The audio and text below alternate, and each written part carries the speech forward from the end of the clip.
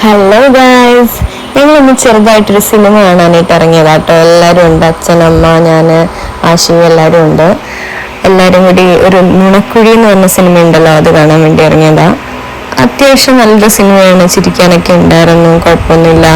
അതൊക്കെ കഴിഞ്ഞപ്പോൾ ഞങ്ങൾക്ക് വിഷമു. പിന്നെ നമ്മൾ ഷാപ്പ് റെസ്റ്റോറൻറ്റിൽ കയറി. അടിപൊളി ആംബിയൻസും കാര്യങ്ങളൊക്കെയാണ് അവിടെ. പ്രസൻറ്റേഷനും ഫുഡും എല്ലാം സൂപ്പർ. ആദ്യം തന്നെ നമ്മൾ പച്ചക്കുരുമുളക് അരച്ച സൂപ്പ്, ചിക്കൻ സൂപ്പാണ് ഓർഡർ ചെയ്തത്. അതും അടിപൊളി സൂപ്പായിരുന്നു.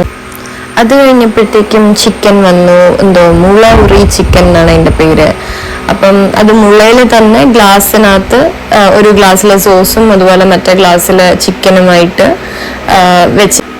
ഈ ഐറ്റമായിരുന്നു അടിപൊളി. എന്തായാലും തപാൽ ചിക്കൻ എന്നാണ് എൻ്റെ പേര്.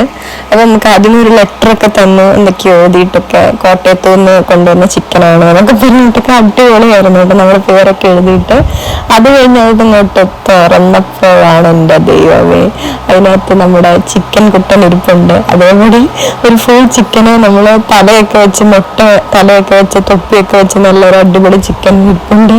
അത് കഴിഞ്ഞിപ്പം നമ്മൾ ലെറ്ററൊക്കെ എല്ലാവരും എടുത്ത് വായിച്ചു. എല്ലാവർക്കും ഭയങ്കര എക്സൈറ്റ്മെന്റ് വായിക്കാനായിട്ട്. അത് കഴിഞ്ഞിട്ട് ചിക്കനും മുട്ടയും എല്ലാം അവരെ തന്നെ കട്ട് ചെയ്ത് എല്ലാവർക്കും സെർവ് ചെയ്ത് കൊടുത്തു. പിന്നെ അതിൻ്റെ മുകളിലേക്കൊരു സോസും, ഒരു നല്ലൊരു അടിപൊളി സോസ് ആട്ടോ. ഒരു നല്ലൊരു ടേസ്റ്റും കാര്യങ്ങളൊക്കെ ഉണ്ടായിരുന്നു. പക്ഷെ അത് ഒഴിക്കുമ്പോഴത്തേക്കും ഫുള്ളൊരു പുകമയമായിരുന്നു. അവിടെ ഇരിക്കുന്നവരെല്ലാം ചുമക്കുന്നുണ്ടായിരുന്നു. പിന്നെ എല്ലാവർക്കും കാണാനും ഭയങ്കര എക്സൈറ്റ്മെൻറ്റാണ്, കാരണം അവരുടെ പ്രസൻറ്റേഷൻ എന്ന് പറഞ്ഞാൽ അടിപൊളിയായതുകൊണ്ട് തന്നെ. ഇതിനകത്ത് കാണാൻ പറ്റുക സോസ് ഒഴിച്ച് കഴിഞ്ഞപ്പോഴത്തേക്കും ഫുള്ള് പുകയാണ് അവിടെ. പക്ഷെ അത് രസമാട്ടോ, ഭയങ്കര രസമാണ് കാണാനായിട്ട്.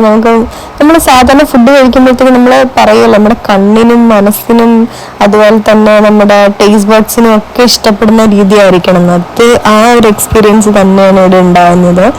കാരണം നമുക്ക് ഇഷ്ടപ്പെടുന്ന രീതിയിലുള്ള ടേസ്റ്റും കാര്യങ്ങളൊക്കെ ഉണ്ട്. അതുപോലെ തന്നെ നമ്മുടെ കണ്ണിനും കുളിർന്ന് കിട്ടുന്ന തരത്തിലുള്ള പ്രസന്റേഷനും കാര്യങ്ങളൊക്കെ ആയിട്ട് നമ്മൾ എന്ത് ഓർഡർ ചെയ്താലും ആ ഒരു രീതിയിൽ, ഒത്തന്റിക് രീതിയിലാണ് അവർ ചെയ്യുന്നത്.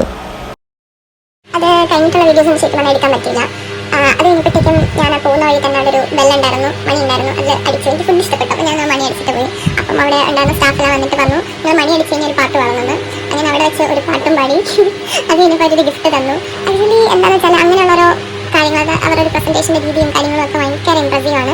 കാരണം നമ്മൾ വീണ്ടും അവിടെ പോകണം, അവിടെ ഫുഡ് കഴിക്കണം. ഫുഡിന് നല്ല ടേസ്റ്റാണ്. പിന്നെ നമുക്ക് അവിടെ നിന്ന് കിട്ടുന്ന ആ ഒരു എക്സ്പീരിയൻസും കാര്യങ്ങളെന്നൊക്കെ പറയുന്നത് വളരെയധികം അപ്രീഷിയേറ്റബിൾ ആണ്.